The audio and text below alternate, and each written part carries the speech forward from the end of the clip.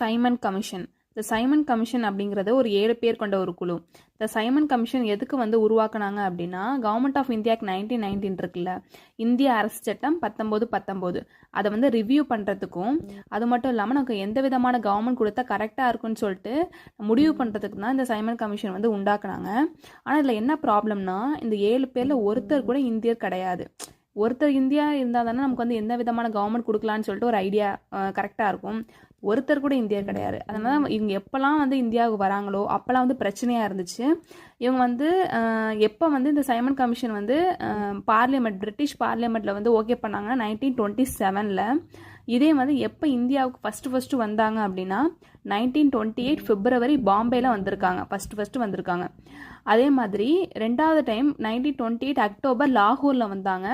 அப்போ லாலா லஜ்பத் ராயை ரொம்ப கடுமையாக தாக்கியிருப்பாங்க. அது லேட்டாக அவர் இறந்துருப்பார். அதனால தான் சைமன் கமிஷன் எப்போல்லாம் இந்தியாவுக்கு வராங்களோ கோ பேக் சைமன், சைமனே திரும்பிப்போ அப்படின்னு சொல்லிட்டு முழக்கமிடுவாங்க. எதனால் இப்படி முழக்கமிட்டாங்க அப்படின்னா, இல்லை ஒருத்தர் கூட இந்தியர் கிடையாது, இந்த கமிஷனால எந்த விதமான பயனும் கிடையாது அப்படின்னு சொல்லிட்டு தான் நிறைய போராட்டம் பண்ணாங்க.